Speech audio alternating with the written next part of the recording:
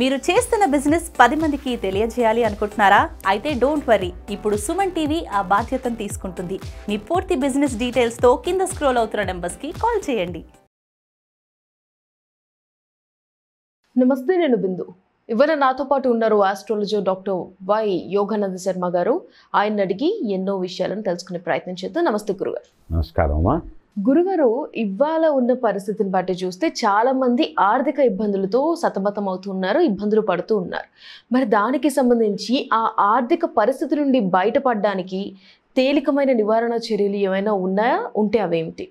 కోలవదన కుశేషయనయన కోకారిమండిత కిరీట సంతప్త కాంచనాభా సంధ్యారుణచేల సంవృత నితంబ హలముసల శంఖచక్రాంకుశపాశాభయవరస్ఫురితహస్తా కూలంకషానుకంపా కుంకుమజంభాలితకుచభోగా ధూర్తానామతిదూరా వార్తాశేషావలగ్నకమనీయా ఆర్తాళీ శుభదాత్రీ వార్తాళీ భవతు వంచితార్థాయాః. మమ మాతా శ్రీ ప్రత్యంగిరాయే నమః. మమ మాతా శ్రీ వారాహీదేవి పాదుకాభ్యో నమః. ఆధ్యాత్మిక మిత్రులందరికీ కూడా ఈ కార్యక్రమానికి స్వాగతం. మీ Yogananda Sharma, Sripeetham Rudrakshashala and Navaratna emporium, new Nallakunta, Shivam road, Hyderabad, opposite SBI bank. Phone number 9494097777. Since 1990. Reach your destination. మీరు అన్నట్లుగా ఈరోజనే కాదు, ఏ కాలం నుంచైనా కూడా ప్రధానంగా ఒక వ్యక్తికి కలిగేటువంటి ఇబ్బందులు 4 రకాలు ఉంటాయి. 1 ఆరోగ్యం, 2 విద్య, 3 సంస్కారం, 4 ధనం. ఈ 4గింటిలో ధనం లేకపోతే మనిషి యొక్క నడవడిక ఉండదు, సంస్కారం లేకపోతే ధనం ఉండి నిష్ప్రయోజనం. ఇలాగా ఒకదానికొకటి ఇంటర్నల్ లింక్ అన్నీ ఉండవలసిందే. ప్రధానాంశం అయినటువంటిది ఏమిటి అంటే ధనం.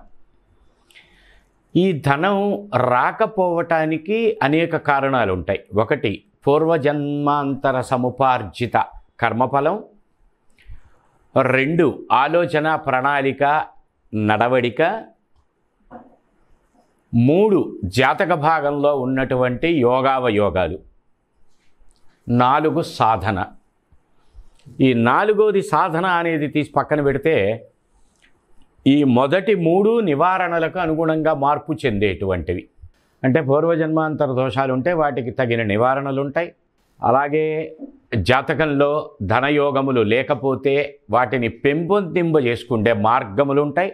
వీటన్నింటికీ ఈ 4వది పక్కన పెట్టినటువంటి 4వది ఏదైతే ఉన్నదో సాధన, అది అవసరం.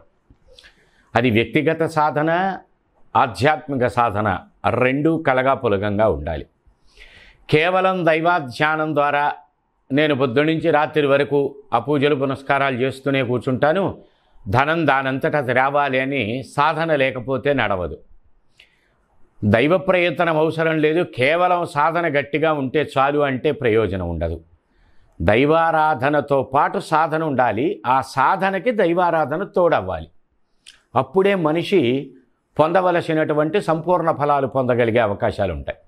ఈ ధన సంబంధమైనటువంటి విషయములు అభివృద్ధి చెందాలి అంటే అనేక మార్గములు ఉన్నాయి. పూజలు ఉన్నాయి, రత్నాలు ఉన్నాయి, రుద్రాక్షలు ఉన్నాయి, సాధనలు ఉన్నాయి, యంత్రాలు ఉన్నాయి, తంత్రాలు ఉన్నాయి, మంత్రాలు ఉన్నాయి, ఇన్ని రకాలు ఉన్నాయి. ఏమండి, మరి అందరూ కూడా కోట్లు సంపాదించిన వాళ్ళు ఉన్నారు, వాళ్ళందరూ కూడా ఈ దైవారాధన అదే చేశారా అని. అప్పుడు మొదటికి వెళ్ళండి. మొదట మనం చెప్పుకున్నది ఏమిటి? పూర్వజన్మాంతర కర్మ సముపార్జిత ఫలం. అది యోగం బాగా బలీయంగా ఉంది, వాడు దండం పెట్టినా పెట్టకపోయినా వాడికి వచ్చే ధనం వస్తుంది. కానీ దైవ బలం ద్వారా పొందినటువంటి రూపాయి అయినా అది శాశ్వతంగా నిలబడుతుంది. ఇతరత్రా సంపాదించినటువంటిది ఒక సమయం దాటిపోయిన తర్వాత అది నిలబడేటువంటి అవకాశాలు ఉండవు. ఇది మనం తెలుసుకోవలసినటువంటి ప్రధానమైన నగ్న సత్యం.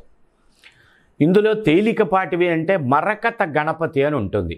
పచ్చ అనబడే రత్నంతో చెక్కబడిన గణపతి ప్రతిమలు. ముందు గణపతి స్తోత్రం, తరువాత సుబ్రహ్మణ్య స్తోత్రం, తరువాత కనకధారా స్తోత్రం, లక్ష్మీ అమ్మవారి స్తోత్రం ఉంటుంది. ఆదిశంకరాచార్య స్వామి చేత మన కొరకు ఆ స్వామి అనుగ్రహంతో వచ్చినటువంటి ఆ జగన్మాత సంస్మరణే ఈ కనకధారా స్తోత్రం. కనకం అంటే బంగారం, ధార అంటే ప్రవాహం. బంగారాన్ని ప్రవాహంగా కురిపించేటువంటి స్తోత్రం కనుక కనకధారా స్తోత్రం. అది పారాయణ చేసుకుని ఏదైనా ఒక తీపి పదార్థం, పొంగలి అయితే పొంగలి, లేకపోతే అంత తేనె, లేకపోతే పటిక బెల్లం, పంచదార కాకుండా పటిక బెల్లం, ఏదో ఒక ఫలం, అరటిపండో మామిడి పండో సీజన్ ప్రకారం ఏ అవకాశం ఉంటే అవి నివేదన చేయటం. ఇలా క్రమం తప్పకుండా నిత్యం చేస్తూ ఉంటే, స్త్రీలైతే ప్రకృతిపరమైన ఇబ్బంది 4 రోజులు వదిలిపెట్టి తక్కిన అన్ని రోజులు చేసుకుంటూ ఉండటం. ఇలా అనేక మార్గములలో ఇది ఒక మార్గం, ఇంట్లో కూర్చొని చేసుకునేటువంటిది. అలాగే హోమ విధానంగా ఖర్చు పెట్టి చేసుకునేటువంటి వాళ్ళకి కమలలక్ష్మి హోమము అని ఉంటుంది, లక్ష్మీ గణపతి హోమము అని ఉంటుంది, కుబేర పాశుపత హోమం ఉంటుంది, ధన పాశుపత హోమం ఉంటుంది, మహాలక్ష్మి హోమం ఉంటుంది, సిద్ధలక్ష్మి హోమం ఉంటుంది, లక్ష్మీ ప్రత్యంగిర హోమం ఉంటుంది, లక్ష్మీ పాశుపత హోమం ఉంటుంది. ఇలా అనేక మార్గములైనటువంటి మంత్రక్రియలు ఉన్నాయి. అవి బాగా ధనంతో, శ్రద్ధతో, ఆచారంతో కూడుకున్నటువంటివి గనక అటు ప్రయాణం చేయాలనుకునేవాళ్ళు అటు. ఏమండి ఇన్నెందుకండి, ఒక్కటి ఉండొచ్చు కదా. ఇదిగో ఇక్కడ హైదరాబాదులో మాట్లాడుతున్నాం మనం. అర్జెంటుగా చెన్నై వెళ్ళాల్సి వచ్చింది.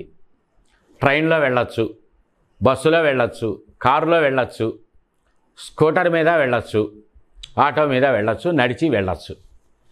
నడుచుకుంటూ పోతే ఎప్పటికి వెళ్తాం, ఆటోలో వెళ్తే ఎప్పటికి వెళ్తాం, స్కూటర్ మీద ఎప్పటికి వెళ్తాం, బస్సు మీద, ట్రైన్ మీద ఎప్పటికి చేరుకోగలం. ఫ్లైట్ అల్టిమేట్గా ఇక అన్నిటికన్నా వేగవంతమైనటువంటిది ఫ్లైట్. కరెక్ట్గా 45 మినిట్స్ 1 అవర్లో వెళ్ళిపోతాం.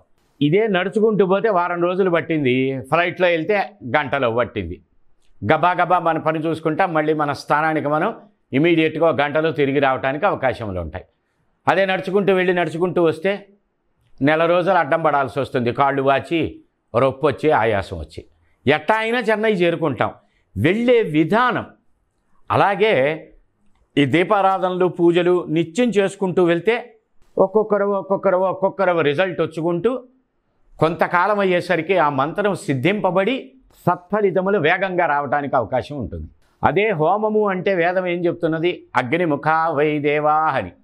దేవతలకి అగ్నిముఖంగా వెళ్తారు. దేవతలు అంటే మనం ఏది సమర్పించినా ఆ అగ్నిలో స్వాహ అని వేస్తే అది డైరెక్ట్గా ఇన్స్టెంట్ అన్నమాట. ఫుడ్ అప్పటికప్పుడు రెడీమేడ్ ఫుడ్ దేవతలకి వెళ్తుంది, వెంటనే ఫలితాలు వస్తాయి. ఇలా మనం ఎంచుకున్నటువంటి మార్గములను బట్టి ఇంకా తేలికగా చేసుకునేటువంటి మార్గాలు అనేక ఉన్నాయి. ఇది ఎపిసోడ్ 1గా తెలుసుకున్నాం. ఎపిసోడ్ 2 కూడా ఫాలో అవ్వండి. మీరు యూట్యూబ్లోకి వెళ్ళి యోగానంద శర్మ అని, సుమన్ టీవీలోకి వెళ్ళి, లేకపోతే డివోషనల్ లైఫ్ అనబడే ఛానల్ ఓపెన్ చేసి యోగానంద శర్మ అని కొట్టినా మీకు ఈ చెప్తున్నటువంటి ఆర్డర్గా చెప్పబడుతున్నటువంటివన్నీ కూడా మీరు చూడటానికి, మీరు ఆచరించటానికి, వినటానికి అన్నిటికీ ఉపయోగం జరుగుతుంది. సర్వే జనా సుఖినో భవంతు, సమస్త సన్మంగళాని భవంతు. రేపటి రోజున 2వ ఎపిసోడ్లో తక్కిన విషయాలు తెలుసుకుందాం. జై గురుదత్త. ధన్యవాదాలు గురువు గారు, ఎన్నో నివారణ చర్యలు మా ప్రేక్షకుల కోసం తెలియజేసినందుకు. సంతోషం అమ్మా.